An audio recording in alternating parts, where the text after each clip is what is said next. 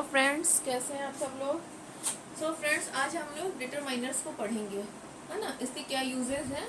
तो देखिए डिटरमाइनर्स होते क्या हैं, पहले हम लोग ये जान लेते हैं। तो determiners are modifiers of noun and always come before a noun. Determiners क्या होते हैं, नाउन को मॉडिफाई करते हैं और हमेशा ही नाउन से पहले आते हैं, है ना। तो जैसे कि हम अगर बात करें सम एंड एनी की, तो ये भी डिटरमाइनर्स हैं और ये काउंटेबल एंड अनकाउंटेबल दोनों नाउन्स के साथ यूज होते हैं, है ना। जैसे सम वाटर, एनी वाटर। अब आप कहोगे कि मैम अगर हम कैसे समझेंगे कि कहाँ पे सम लगाना है, कहाँ पर एनी लगाना है, तो उसके बारे में भी बात करते हैं। ठीक है, पहले हम लोग एग्जाम्पल्स देख लेते हैं। तो his father gave him some money to spend. उसके फादर ने उसको कुछ पैसे दिए खर्च करने के लिए। His brother didn't give him any money to spend. अब देखिए सेम बात कही जा रही है, बस फादर की जगह ब्रदर।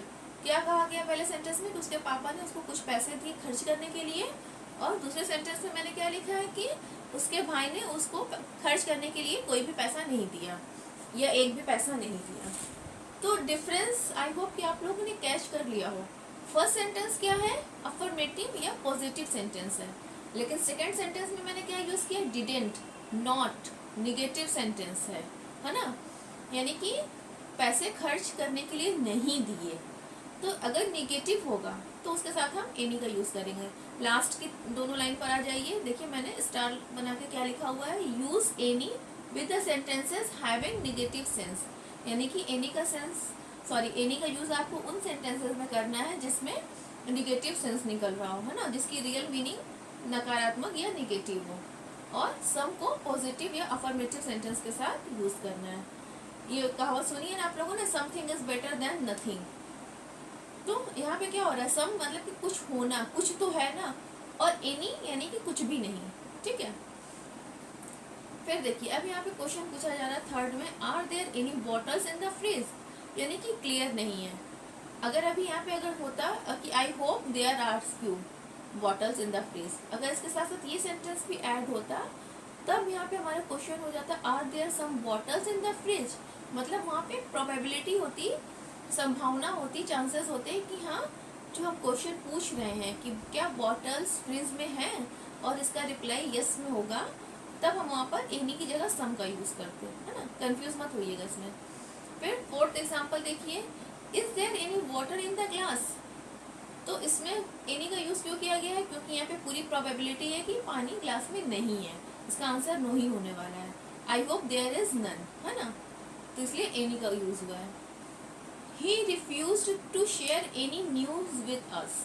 उसने एक भी न्यूज या कोई भी न्यूज हमारे साथ शेयर करने से मना कर दिया, है ना। तो यहाँ पे देखिए रिफ्यूज मीन्स क्या होता है, निगेटिव है ना, मना करना, नहीं है, तो इसलिए हमने यहाँ पे एनी न्यूज का यूज किया है। क्लियर। अब बात करते हैं फ्यू एंड लिटिल की, है ना। तो देखिए few used with plural countable nouns. यानी कि हम किसी सिंगुलर काउंटेबल नाउन को फ्यू नहीं बोल सकते हैं। फ्यू हम तब बोलेंगे जब दो तीन हो, है ना। फिर little used with uncountable nouns.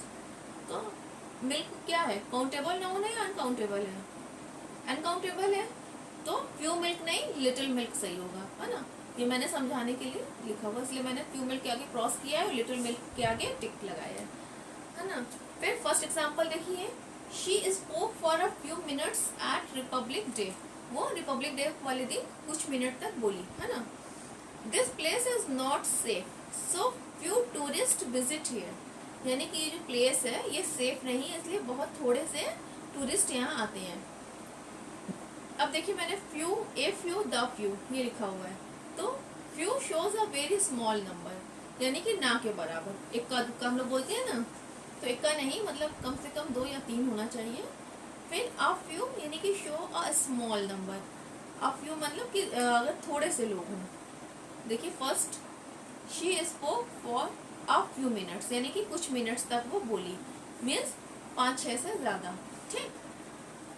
फिर the few, not many but all that are available, यानी कि थोड़े बहुत, वही इतने लोग जो बहुत ज़्यादा तो नहीं है लेकिन जितने भी प्रेजेंट हैं, जितने अवेलेबल हैं। इसका एग्जांपल थर्ड एग्जांपल देखिए, the few people come to buy iPhone are very rich. यानी वो थोड़े बहुत लोग जो आईफोन खरीदने आए वो क्या है, बहुत रिच है ना। तो आईफोन सभी तो खरीदते नहीं है, खैर अब तो सस्ता हो गया है, वो तो मैंने सिर्फ एग्जाम्पल के लिए बताया है कि या आईफोन को हटाइए, अगर मान लीजिए कोई लग्जरियस कार है तो उसको भी जो रिच पीपल होंगे वही खरीद सकते हैं। तो वो थोड़े से ही होंगे ना, ज़्यादा लोग तो होंगे नहीं, तो हम तब द फ्यू का यूज़ करेंगे। क्लियर।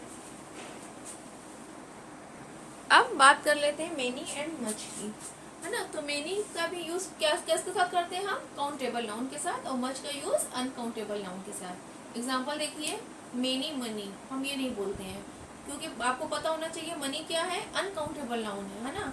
हम ये नहीं कहते कि मेरे पास एक मनी है, दो मनी है, तीन मनी है। हम रुपीज को काउंट कर सकते हैं, मनी को नहीं। Money is uncountable noun, don't be confused, okay.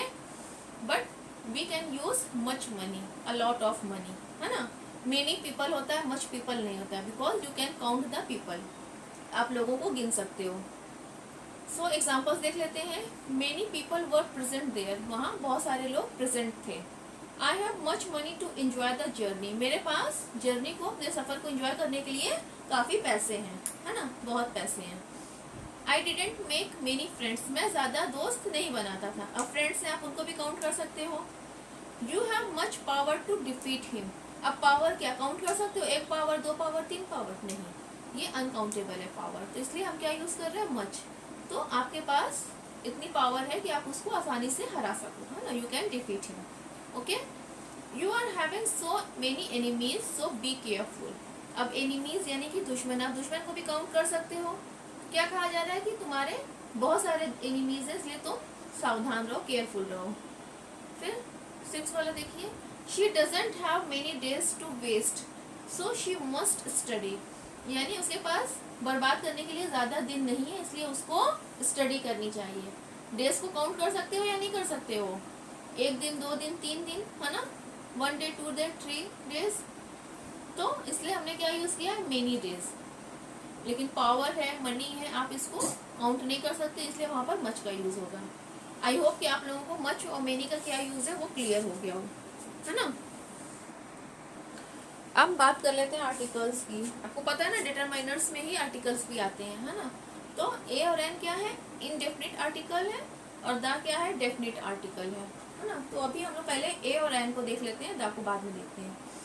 तो ए और एन का यूज हम किसके साथ करते हैं, सिंगुलर काउंटेबल नाउन के साथ करते हैं। ए और एन मीन्स क्या होता है, एक, बस ए का यूज किसके साथ हम करते हैं, कॉन्सोनेंट के साथ, कॉन्सोनेंट साउंड्स के साथ, और एन का यूज हम करते हैं वॉवेल साउंड के साथ, है ना।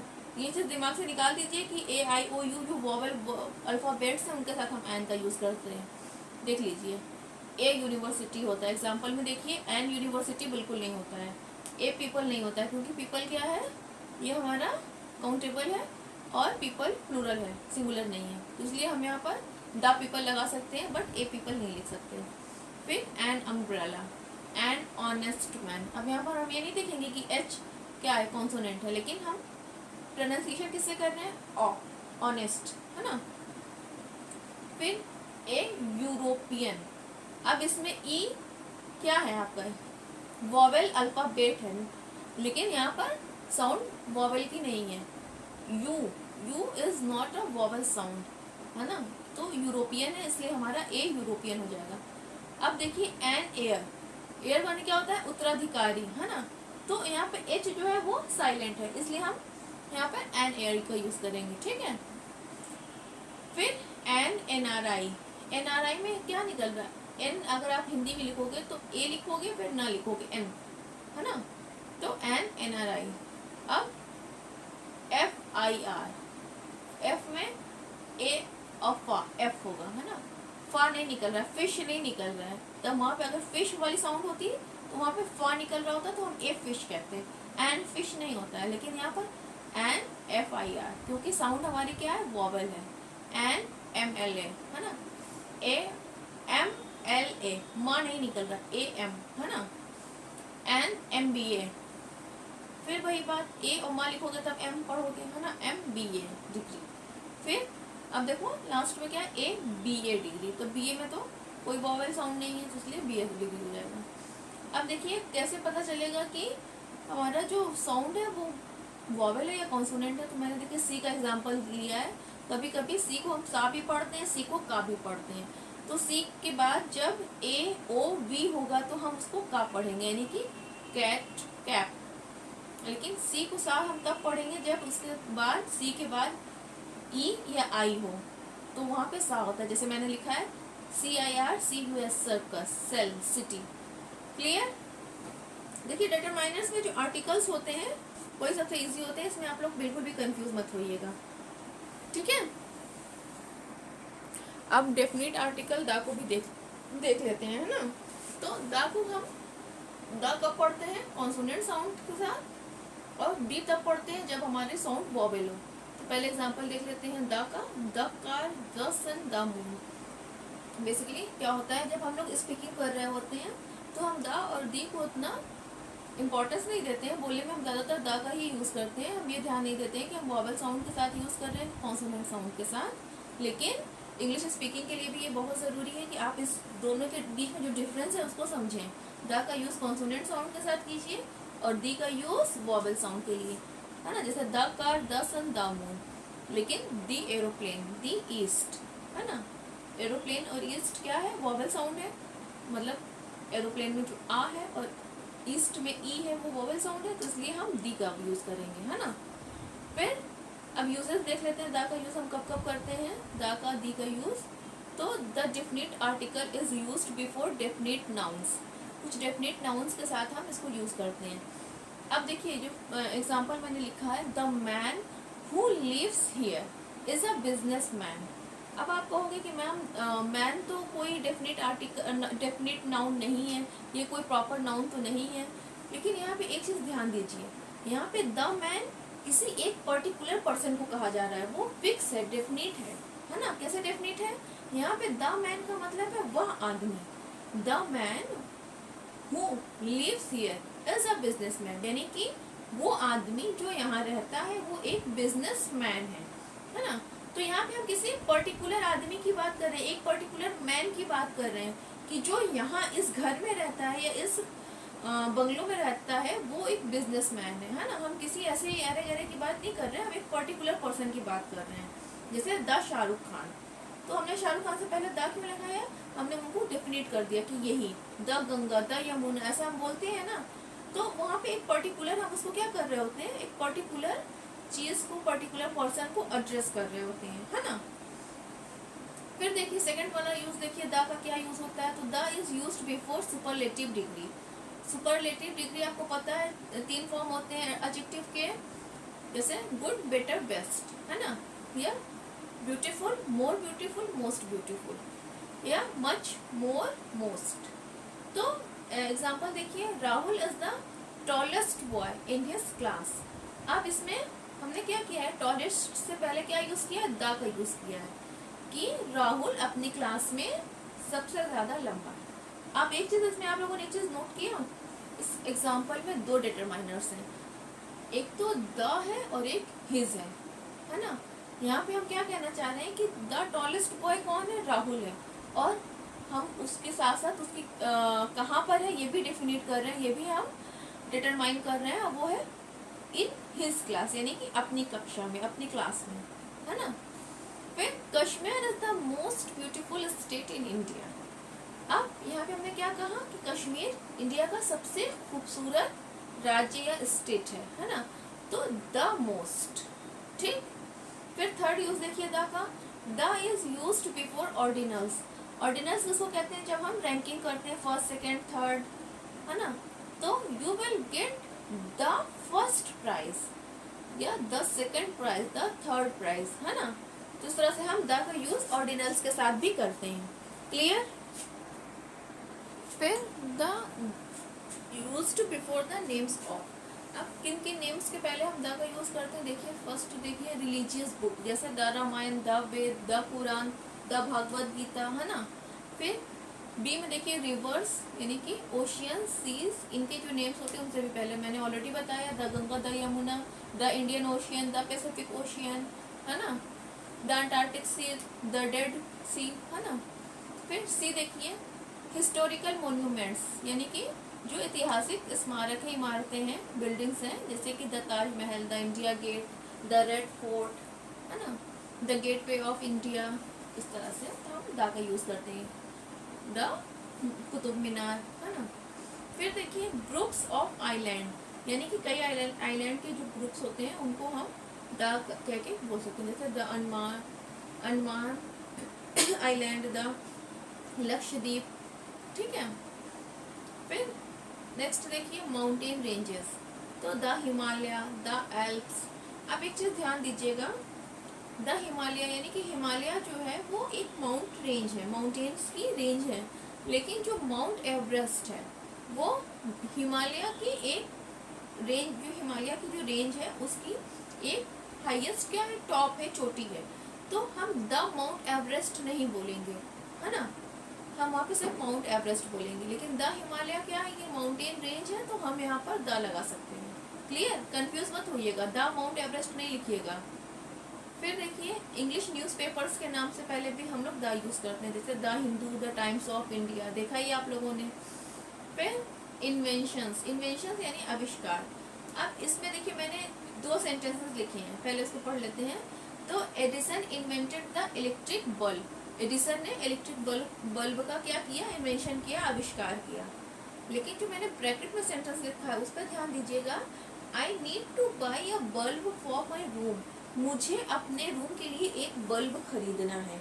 यहाँ पे हम इन्वेंशन की बात नहीं कर रहे हैं, हम यहाँ पे क्या कह रहे हैं कि हमें अपने रूम के लिए एक बल्ब चाहिए, तो इसलिए हमने यहाँ पे बल्ब से पहले इनडेफिनिट आर्टिकल ए का यूज़ किया है ना, ए बल्ब, ना कि द बल्ब। लेकिन हमने फर्स्ट सेंटेंस में क्या लिखा है, Edison invented the electric bulb, या ऐसा कोई भी इन्वेंशन, जैसे कि जेम्स वॉट ने क्या इन्वेंट किया था, James Watt invented the steam engine, है ना।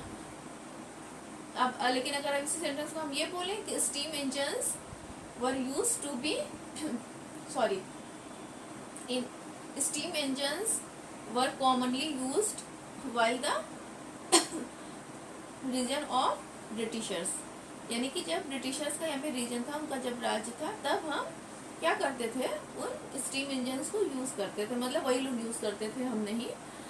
और इंडिया में रेलवे लाने का क्रेडिट भी ब्रिटिशर्स को ही जाता है, ठीक है। तो वहाँ पे क्या बात हो रही थी कि इन्वेंशन किसने किया, जेम्स वॉट ने किया, लेकिन हमने क्या कहा कि हम उस टाइम यूज़ करते थे। तो यूज़ करना और इन्वेंट करना 2 डिफरेंट चीज़ें हैं। तो जब इन्वेंशन की बात होगी तब आप द लगाइएगा, अदरवाइज इंडेफिनिट आर्टिकल या विदाउट आर्टिकल को ही आप लोग लिखेंगे, ठीक है। फिर देखिए नेक्स्ट देखिए पॉलिटिकल पार्टीज, तो the BJP, the Congress, the Sapa, है ना, ठीक है। नेक्स्ट देखिए before the names of battles and Wars, यानी कोई बहुत बड़ी बैटल या वॉर हुई हो, तो जैसे the first world war, the second world war, the battle of Panipat, है ना, द बैटल ऑफ कुरुक्षेत्र। फिर इंटरनेशनल ऑर्गेनाइजेशंस, तो the WHO, the UNICEF, the world bank. Clear, समझ में आ गया आपको कि हाँ डेफिनेट आर्टिकल द का यूज़ कहाँ कहाँ करना है, किस तरह से करना है। सो फ्रेंड्स आज के लिए इतना ही। आई होप कि आप लोगों को डिटरमाइनर्स क्लियर हो गया हो। मैंने बहुत ही मेन टॉपिक्स को ही लिया था डिटरमाइनर्स में, ताकि आप एग्ज़ाम को अपने कवर कर सकें, और बहुत ज़्यादा पढ़ने के लिए भी बिल्कुल भी टाइम नहीं है, तो हमने क्या किया, बस मेन आर्टिकल्स को, डिटरमाइनर्स को यूज़ कर लिया है। इसके साथ आपको पता है जैसे हिज, हर, दे, ये सब भी डिटरमाइनर्स ही होते हैं, और इनका यूजेस आपको अच्छे से पता है, तो कंफ्यूज मत होइएगा, है ना। बेसिकली स्टूडेंट्स क्या करते हैं, आर्टिकल को सिर्फ द, ए, एन तक ही समझते हैं, लेकिन डिटरमाइनर्स जो है वो उसमें सम, फ्यू, मेनी, मच, एनी, ये सब आते हैं, ठीक है। तो आप लोग उसके अकॉर्डिंग यूज़ कीजिएगा जो मैंने एग्जांपल्स बताए हैं। And best of the luck for your board exams. So friends मिलते हैं नेक्स्ट वीडियो में। चैनल को सब्सक्राइब ज़रूर से कर दीजिएगा, बेल आइकन को प्रेस कर दीजिएगा।